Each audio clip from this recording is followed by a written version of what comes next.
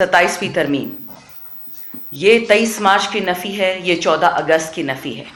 میری بات مت مانیں، سپریم کورٹ میں کیس ہے، اس میں تمام شہادتیں آئی تھیں کہ آپ کے جو بیرونی آقا ہیں، جن کے کہنے پہ قائد اعظم کو شہید کیا گیا، لیاقت علی خان کو شہید کیا گیا، فاطمہ جناح مادر ملت کو شہید کیا گیا، بھٹو صاحب کو شہید کیا گیا، بی بی صاحبہ کو شہید کیا گیا۔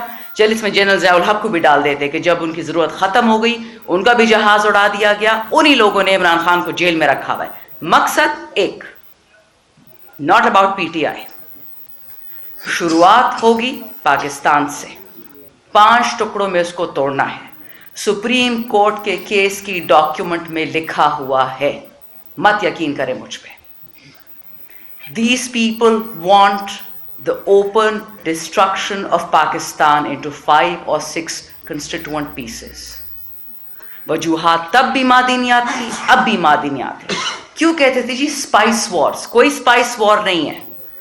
It was always about the minerals, it was always about the mines.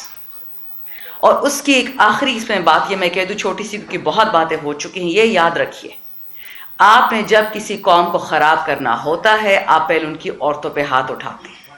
جو کشمیر میں ہوا، جو فلسطین میں ہو رہا ہے، پچھلے 3 سال میں پاکستانی خواتین، چھوڑیں وہ پی ٹی آئی سے، پیپل سے، نون سے، آپ پاکستان کے ہر تھانے میں جا کے دیکھیں، مارنگ بلوچ کا پی ٹی آئی سے کوئی لینا دینا نہیں ہے۔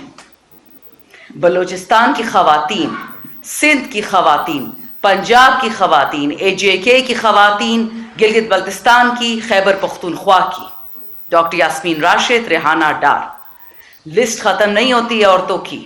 وہ عورتیں جو گمنام ہیں، جو بچوں کے ساتھ خیبر میں بیٹھی ہوئی اور مارٹر گولے ان کے گھر پہ آتے، وہ شہید ہو جاتی، بچوں کے ساتھ دفنائی جاتی ہیں۔ ان لوگوں نے عورتوں پہ ہاتھ ڈالا۔ یاد رکھیں، جس گود میں مسلمان پلتا ہے اس گود کو آپ سونی کریں گے تو سمجھ جائیں یہ عمران خان کی پی ٹی آئی کے دشمن نہیں ہے، یہ پاکستان کے دشمن ہے۔ I can show you ladies and gentlemen, اور یہ بات نہیں رکے گی یہاں پہ، میں ہوں گی نہیں ہوں گی، لیکن یہ بات کعبہ اور کربلا تک پہنچے گی۔ جس کو سمجھ آتی ہے وہ سمجھ جائیں۔ بہت بہت شکریہ۔ جی یہ بتائیے گا کہ نظام ہے تو آپ اس کا حصہ کیوں ہے؟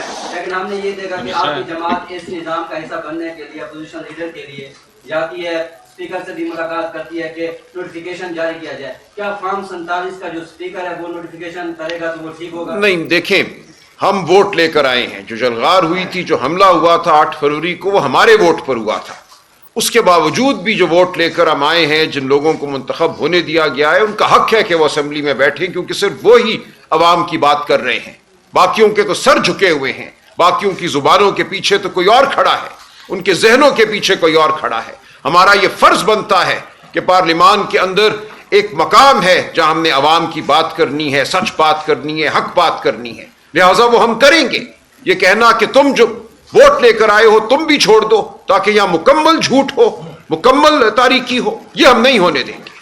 اچھا سر، یہ بتائیے گا کہ جس طرح سے ہم نے دیکھا آج جسٹس قطر من اللہ نے بھی خط لکھا ہے، بات اب خط و کتابت سے بھی آگے بڑھ گئی ہے اور پرامن احتجاج سے بھی آگے بڑھ گئی ہے۔ علامہ صاحب بھی کہہ رہے ہیں کہ جو تحریک یہ شروع کرنے والے ہیں پہلے پرامن ہوگی، سر اس سے بات آگے بڑھ گئی ہے۔ کل ہم جس طرح سے فان صدیقی کی موت پہ کمپرومائز ان کو کرتے دیکھا تاکہ اجلاس ملتوی نہ ہو۔ اب کیا یہ آپ سمجھتے نہیں ہے کہ لائرز کے اوپر بہت زیادہ بھاری ذمہ داری ہے، کیونکہ آئین کی اب یہ جنگ ہے، تو سر کوئی سپریم کورٹ کے آگے اس طرح سے ڈیزائن کرنے والے ہیں کہ آپ روزانہ کی بنیاد پہ سپریم کورٹ کے آگے جمع ہوں، ساری عدالتوں کے آگے جمع ہوں، اور اس کے ساتھ ساتھ سر جتنے بھی بڑے ادارے ہیں ان کے آگے آپ جمع ہوں، روزانہ کی بنیاد پہ یہ کرو؟ بالکل آپ ٹھیک کہہ رہے ہیں۔ دیکھیں صرف وکیلوں کی اب جنگ نہیں ہے، یہ میں نے عرض کیا، علامہ نے، ہم سب نے یہ عرض کیا ہے، یہ عورتوں، بچوں، بزرگوں، ہر ایک کی جنگ ہے۔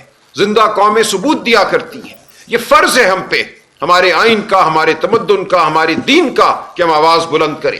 یہ آئین آپ کو حق دیتا ہے سڑک پہ چلنے کا، یہ اس ملک کی دھرتی آپ کی میری دھرتی ہے، کوئی اس کو ہمارے لیے تنگ نہیں کر سکتا۔